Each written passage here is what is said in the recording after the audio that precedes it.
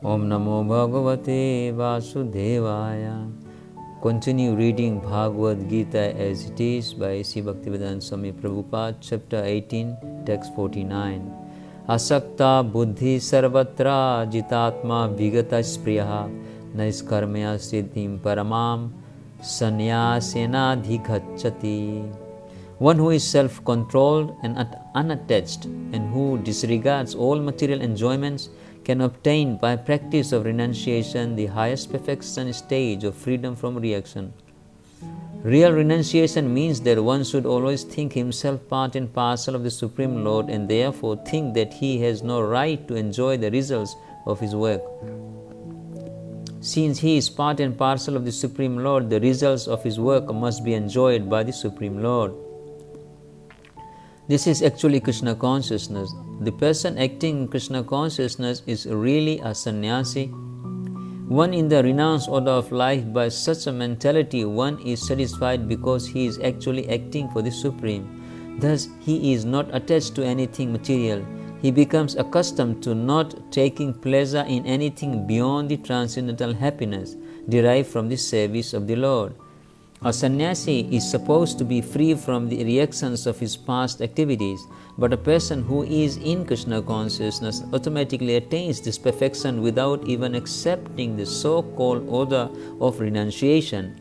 This state of mind is called roghadhu, yoga ruddha, or the perfectional stage of yoga, as confirmed in the 3rd chapter, Yastu Atma Ratir Eva Syat. One who is satisfied in himself has no fear of any kind of reaction from his activity. Siddhim prapto yatha brahma tathapnoti nibuddha me samasanaiva kaunteya nistha jnanasya ya para. O son of Kunti, learn from me how one who has achieved this perfection can attain to the supreme perfectional stage, Brahman, the stage of highest knowledge, by acting in the way I shall now summarize. The Lord describes for Arjuna how one can achieve the highest perfectional stage simply by being engaged in his occupational duty, performing the duty for the Supreme Personality of Godhead. One attains the supreme stage of Brahman simply by renouncing the result of his work for the satisfaction of the Supreme Lord. That is the process of self-realization. The actual perfection of knowledge is in attaining pure Krishna consciousness that is described in the following verses. Buddhaya visuddhaya yukto dhrityatmanam niyamya cha sabdhadin visayam styakta raga dvesu vyudhasya cha vivikta se vilaghavasi yatha vakkaya manasa dhyana yoga paro nityam vairagyam samupasritah ahankaram balam darpam kamam krodham parigraham vimuchyate nirmamah santo brahma bhuyaya kalpate. Being purified by his intelligence and controlling the mind with determination, giving up the objects of sense gratification, being freed from attachment and hatred, one who lives in the secluded place, who eats little, who controls his body, mind and power of his speech, who is always in trance and who is detached, free from false ego, false strength, false pride, lust, anger and acceptance of material things, freed from false proprietorship and peaceful, such a person is certainly elevated to the position of self-realization. When one is purified by intelligence, he keeps himself in the mode of goodness. Thus one becomes the controller of the mind and is always in trance. He is not attached to the objects of sense gratification and he is free from attachment and hatred in his activities. Such a detached person naturally prefers to live in a secluded place. He does not eat more than what he requires and he controls the activities of his body and mind. He has no false ego because he does not accept the body as himself, nor has he a desire to make the body fat and strong by accepting so many material things because he has no bodily concept of life. He is not falsely proud. He is satisfied with everything that is offered to him by the grace of the Lord, and he is never angry in the absence of sense gratification, nor does he endeavors to acquire sense objects. Thus, when he is completely free from false ego, he becomes non-attached to all material things, and that is the stage of self-realization or Brahman. That stage is called the Brahma-bhuta stage. When one is free from the material conception of life, he becomes peaceful and cannot be agitated. This is described in Bhagavad Gita 270. Apuryamanam achala pratistham samudram apa pravisanti yadvat tatvad kamayam pravisanti sarve sasantim apnoti sa kam kami. A person who is not disturbed by the incessant flow of desires that enter like rivers into the ocean, which is ever being filled by, is always still, can alone achieve peace, and not the man who strives to satisfy such desires. Brahma bhuta prasannatmana sochati na kangsati sama sarvesu bhutesu mad bhaktim labate param. One who is thus transcendently situated at once realizes the Supreme Brahman and becomes fully joyful. He never laments or desires to have anything. He is equally disposed toward every living entity. In that state he attains pure devotional service unto me. To the impersonalist, achieving the Brahma Bhuta stage, becoming one with the Absolute, is the last word. But for the personalist or pure devotee, one has to go still further to become engaged in pure devotional service. This means that one who is engaged in pure devotional service to the Supreme Lord is already in a state of liberation called Brahma Bhuta, oneness with the Absolute. Without being one with the Supreme, the Absolute, one cannot render service unto Him. In the Absolute conception, there is no difference between the served and the servitor, yet the distinction is there in a higher spiritual sense. In the material concept of life, when one works for sense gratification, there is misery, but in the absolute world, when one is engaged in pure devotional service, there is no misery. The devotee in Krishna consciousness has nothing for which to lament or desire. Since God is full, a living entity who is engaged in God's service in Krishna consciousness becomes also full in himself. He is just like a river cleansed of all dirty water. Because a pure devotee has no thought other than Krishna, he is naturally always joyful. He does not lament for any material loss or aspire for gain. Because he is full in the service of the Lord, he has no desire for material enjoyment. Because he knows that every living entity is a fragmental part and parcel of the Supreme Lord, and therefore eternally a servant. He does not see in the material world someone as higher and someone as lower.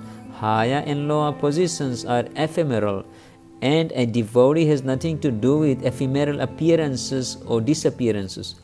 For him, stone and gold are of equal value. This is the Brahma Bhuta stage, and this stage is attained very easily by the pure devotee. In the stage of existence, the idea of becoming one with the Supreme Brahman and annihilating one's individuality becomes hellish. The idea of attaining the heavenly kingdom becomes phantasmagoria. And the senses are like serpents whose poison teeth are broken. As there is no fear of a serpent with broken teeth, there is no fear from the senses when they are automatically controlled. The world is miserable for the materially infected person, but for a devotee the entire world is as good as Vaikuntha or the spiritual sky. The highest personality in this material universe is no more significant than an ant for a devotee.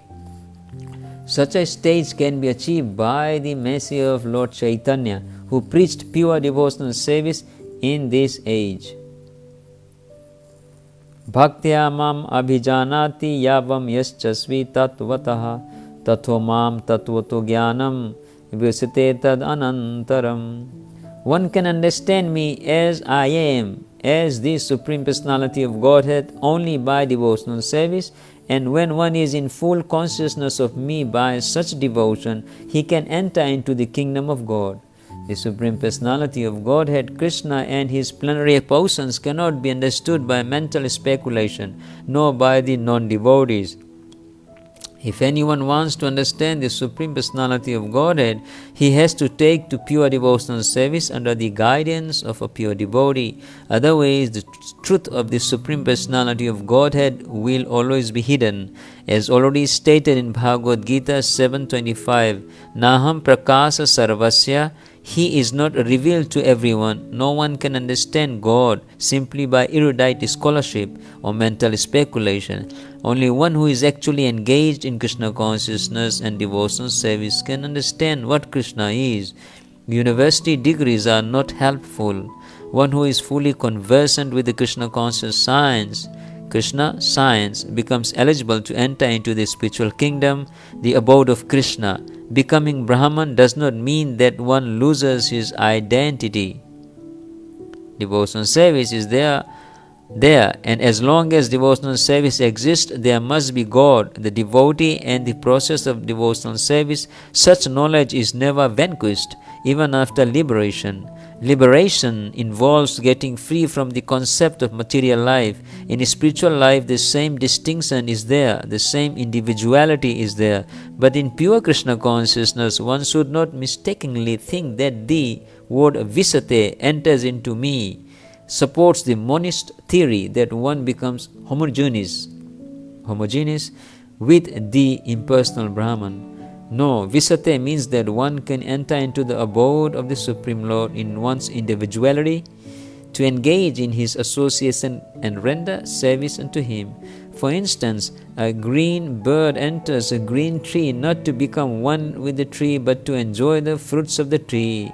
Impersonalists generally give the example of a river flowing into the ocean and merging.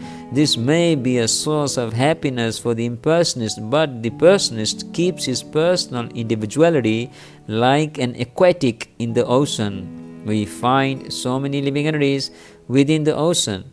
If we go deep, surface acquaintance with the ocean is not sufficient. One must have complete knowledge of the aquatics living in the ocean depths. Because of his pure devotional service, a devotee can understand the transcendental qualities and the opulences of the Supreme Lord in truth. As it is stated in the 11th chapter, only by devotional service can one understand. The same is confirmed here. One can understand the Supreme Personality of Godhead by devotional service and enter into his kingdom. After attainment of the Brahma Bhuta stage of freedom from material conceptions, devotional service begins by one's hearing about the Lord. When one hears about the Supreme Lord, automatically the Brahma Bhuta stage develops and material contamination, greediness and lust for sense enjoyment disappears. As lust and desires disappear from the heart of a devotee, he becomes more attached to the devotional service of the Lord, and by such attachment he becomes free from material contamination. In that state of life he can understand the Supreme Lord. This is the statement of Srimad Bhagavatam also. After liberation, the process of bhakti or transcendental service continues. The Vedanta Sutra 4.1.12 confirms this. Prayanat tatrapi hi drishtam. This means that after liberation, the process of devotional service continues. In the Srimad Bhagavatam, real devotional service is defined as the reinstatement of the living entity in his own identity, his own constitutional position. The constitutional position is already explained. Every living entity is a part and parcel fragmental portion of the Supreme Lord. Therefore, his constitutional position is to serve. After liberation, this service is never stopped. Actual liberation is getting free from misconceptions of life.